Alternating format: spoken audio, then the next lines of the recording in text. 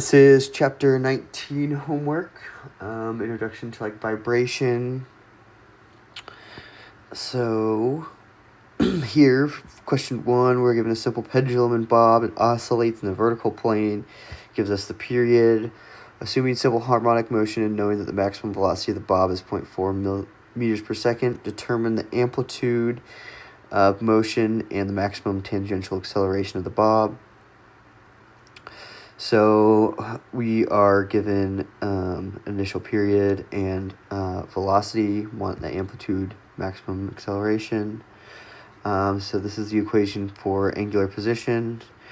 We're able to get it in terms of just omega, and we get omega to be 4.83 radians per second. And then putting it into angular velocity terms, we get theta dot m is equal to theta m omega n.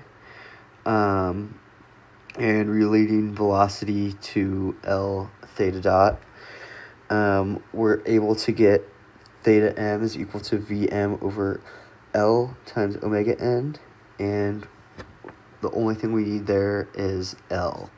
So we're able to relate L to omega, and solving for L and replacing back in, we are able to solve for theta being 0.197 radians, and then converting that to degrees by multiplying it by pi over 180, we are able to get theta is 11.29 degrees. So that's the amplitude of motion. And then the maximum tangential acceleration, we are given, or we're able to relate the tangential acceleration to L and theta double dot, which is just the derivative. So we get here, and there is no phi in this equation, so that goes to 0. We're able to say that theta double dot max is equal to theta m omega n squared. And theta double dot is also tangential acceleration. So we're able to plug what we get in, and we were able to come up with our tangential acceleration is equal to 1.933 meters per second squared. On to question number 2. We're given 2 springs of constant K1 and K2 are connected in a series to a block A that vibrates in simple harmonic motion with a period of 5 seconds. When the same 2 springs are connected in parallel to the same block, the block vibrates with a period of 2 seconds. We want to know the ratio K1 to K2. So we're given the period for the series and period for the parallel. For a mass spring system in a system,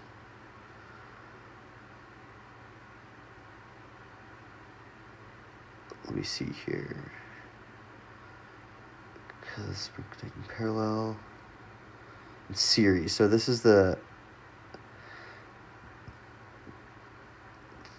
okay, here we are. So if we're spring in a series, our K is equal to K1, K2 over K1 plus K2, and in parallel, K is equal to K1 plus K2.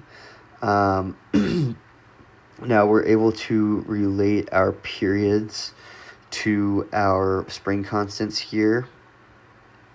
And doing that, we get 6.25 is equal to K1 plus K2 over K1, K2 over K1 plus K2 all together. So from here, we are just putting this into like a quadratic equation formula and solving for our R. I just put R is equal to K1 over K2. So we get our R is, for K1, K2 is equal to 4. So that's the ratio. For question 3, we have 40 millimeter deflection. The second floor of building is measured directly under a newly installed 3,500 kilogram piece of rotating machinery. slightly unbalanced rotor, assuming that deflection of the floor is proportional to the load it supports, determine the equivalent spring constant of the floor system and the speed and RPM of the rotating machinery. So the equivalent spring constant we're able to relate to the weight. So we're able to say that weight is equal to spring constant times the deflection, or then solving for the spring constant and substituting mg in for the weight. We're able to solve straight for our spring constant, and we get 858 newtons per millimeter, or 858,375 newtons per meter. And the critical speed in RPMs, this is our frequency formula, and we're just plugging in our knowns and converting to RPMs, and we get the speed is equal to 149.5 RPMs.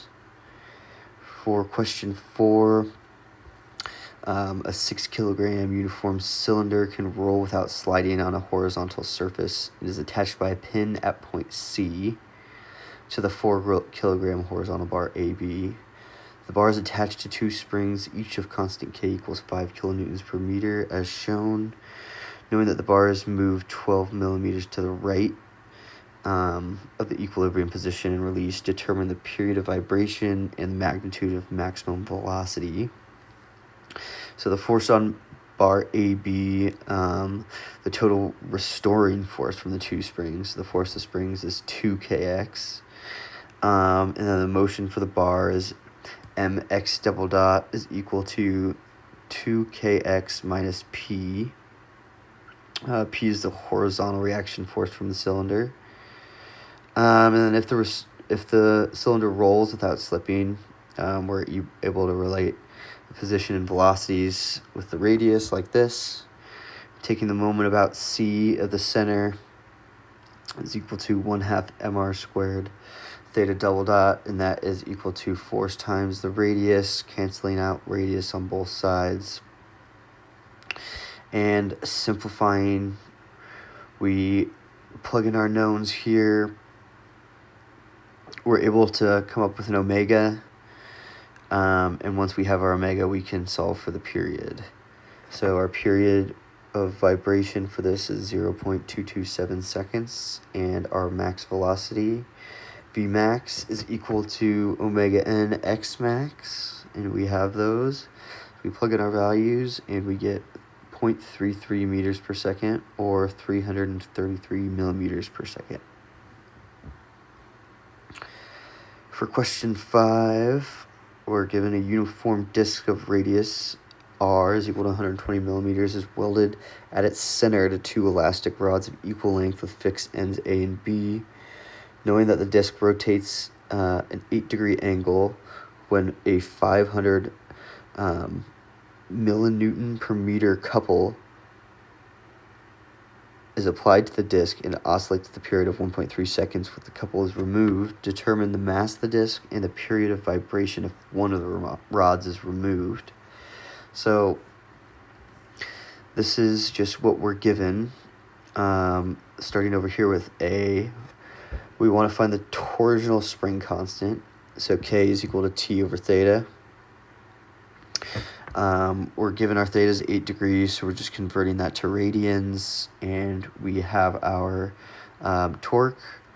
So we get our spring constant to be 3.581 newton meter per radian, and for rotational of simple harmonic motion, sum of the moments is equal to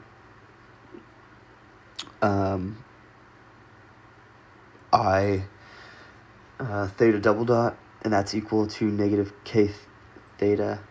So setting that equal to 0, you just add k theta to the other side, and we are able to introduce omega into there. Omega naught squared is equal to k over I, and the period is equal to 2 pi times the root of I over k. And so now we are just solving for I with our knowns, and then we can solve for mass. So our mass is 21.3 kilograms. And with one rod gone, our torsional stiffness is cut in half. So our new K is half of our old K, which is 1.791 newton meters per radian. So our new period with our new values is 1.838 seconds.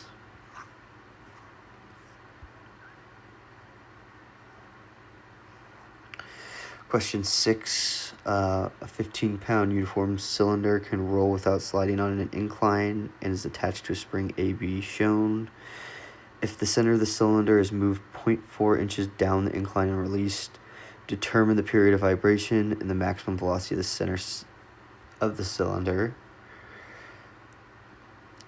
So we just wrote out the givens, the different positions before and after it's released.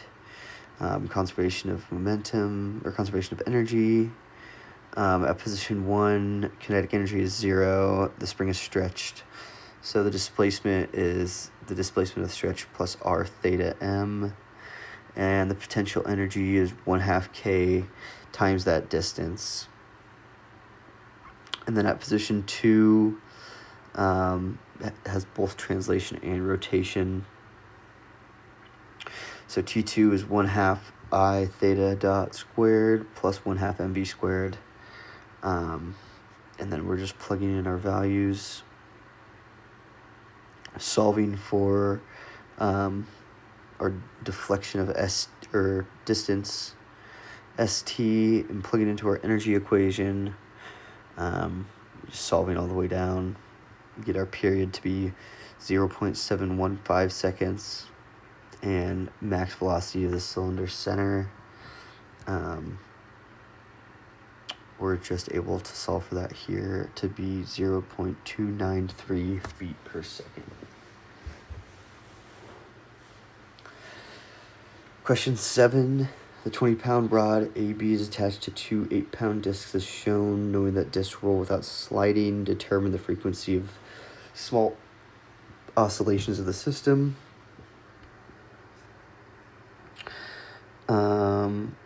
So here we have our initial position and our final position. I have our givens, and this is just the inertia for the solid cylinder, and then the solid cylinder or center of the disc rolls with velocity of r theta dot m. And using conservation of energy at position 1, it's max displacement, potential energy only. Position 2 is at equilibrium with kinetic energy only. So using those parts, we're able to plug it into our energy equation and solve for our theta dot. So when solving for our theta dot, then we can solve for our omega, and once we have our omega, then we can solve for our frequency. So our frequency is 0.911 hertz.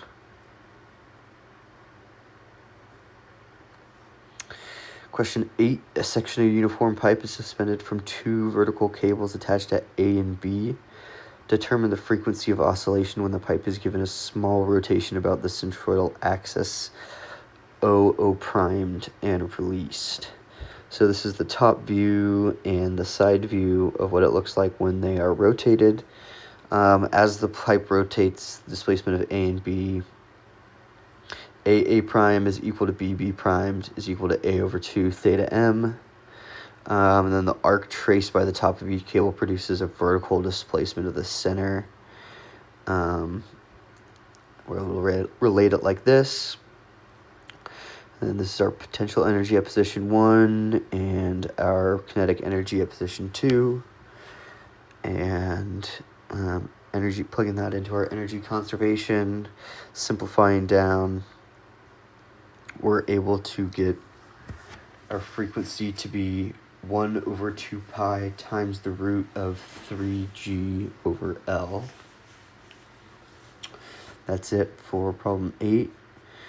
Question 9. A simple pendulum of length L is suspended from a collar C, which is forced to move horizontally according to the relation xc is equal to deflection of m sine omega f times t. Determine the range of values of omega f for which the amplitude of motion of the bob is less than the displacement of m. Assume that deflection of m is as small compared with the length L of the pendulum.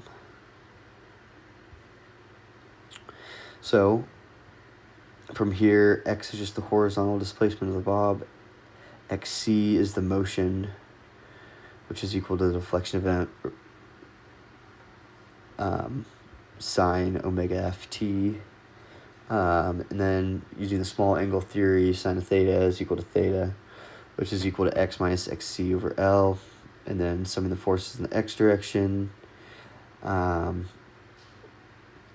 Moving over to being in a steady state, x of t is equal to xm sine omega ft.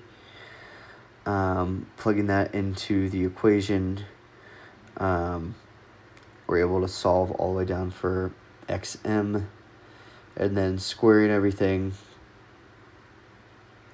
we finally get x squared m is equal to deflection of m squared over 1 minus omega f over omega n squared, and that whole thing squared.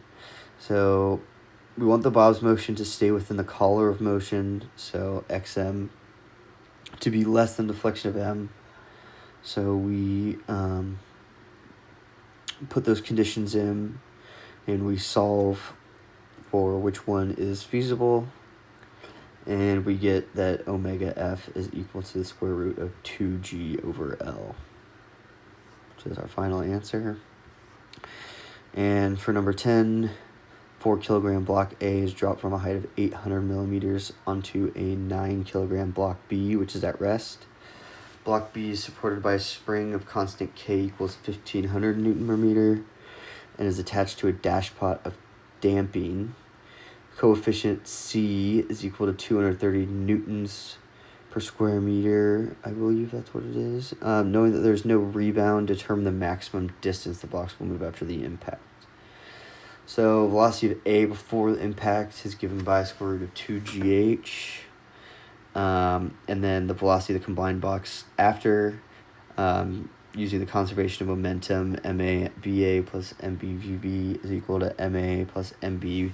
With that new velocity, we're able to solve for that new combined velocity, which is equal to x dot. And then using our static deflection due to block A, plugging in our known values, we're able to solve for our coefficient. And since C is equal to 230, which is less than our calculated one, the system is under damped, and we use this equation where C over 2m is equal to our calculated 8.846 seconds. And using our damped natural frequency equation, we're able to calculate this from x naught is equal to C2. C2 is equal to negative 0.02619. And plugging that back into our x dot equation, where we'll solve for C1 is equal to 0.16202. After doing that, max deflection occurs when x dot is equal to 0. So taking the inverse tangent and dividing by omega d, we're able to solve for our period. And then doing that, we are able to plug it into our full equation. By doing that, we solve down and add to the total distance, which we get to be 56.9 millimeters or 0.0569 meters. And that is everything. Thanks.